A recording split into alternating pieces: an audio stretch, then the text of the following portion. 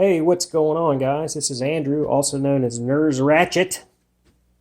I wanted to do a quick demo of my slot car dyno I made here with the Tamiya speed checker. Ken gave me the idea and posted like a picture up in the group, slot car enthusiasts. Get it out. And I just used that as a template to build this guy. Pretty simple stuff, man. I didn't adjust any of the electronics inside other than just took them out temporarily so I could, put the wheel configuration different than what it is here. If I post this in the Facebook group, I'll make sure I post a picture of the internals. I'm sure I've got one somewhere. Come on, focus. Anyway, I used a Bachmann speed controller here, which is probably not the best choice because it only has like a 1 amp limit. So when I'm running these cars, you'll see a significant voltage drop. But it's good for my purposes, but if you have like a really low resistance armature, man, it's a lot of voltage drop, because it can't pull, but what it can pull, it max your amps out and that's all you get. But for just regular slot cars, which is 99% of what I have, it's absolutely fine. Anyway, I'll get one going and show you how this works, okay? So on the left side, facing it, I've got a spot for just break-in, and as I adjust the wheel, you can hear that turbo kick into the Grand National. Starts rocking and rolling. And you can see I've got a pretty big voltage drop. It's at 17.34 in that range. Once it gets up to speed, you kind of get where you're going to get, and that's it.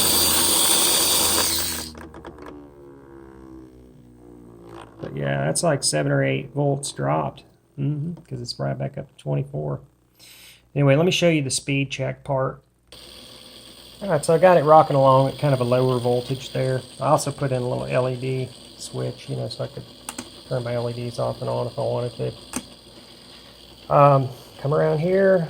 Basically, like I said, left all the electronics the same, so you just turn it on, and when it picks up the car, it stops flashing like that. If I turn it off, or if I pick the car up off of it, it'll start flashing again. Anyway, it does probably like a 15-second dyno run. And so what I do is I have it running just a little bit. I'll either turn it all the way up already, but I just hit the start button and it'll start getting these things out from behind the rear wheels there, letting you know that it's picking it up. We're down at 2 kilometers an hour. I wish this was revolutions per minute or something, man. That'd be so much easier. But anyway, I'll basically crank it all the way up, get my speed up there.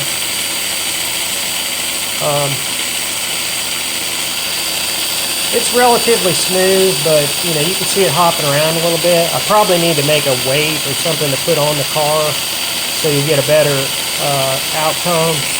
And then after the flag comes up, checkered flag comes up, it's complete. So that's basically how I'll run a dyno run and make the adjustments, put it back on, whatever.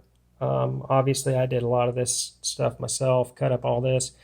Just made it so it matched what I needed, and love it, man. It's a great thing. I can do, break-ins on both sides. I don't have to have this on because my power's coming, from an external place. And, like I said, I'll post a picture if I'm in a Facebook, if this is playing in a Facebook group up underneath. And if anybody wants to give it a shot, go for it. You just got to get your Tamiya Mini 4-wheel drive speed checker from Japan, and those guys send them. Get here in like 3 days. Man, I don't know how they do it, but they really get it done.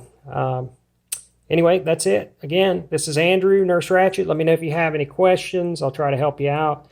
It's basically just taking and carving this thing up, and you just gotta do it. Just be real careful because obviously you got to keep it greased and keep it rolling true. So be careful with this stuff. Try not to bend it or mess it up in any fashion. When you're taking it apart. Y'all have a good day. Laters.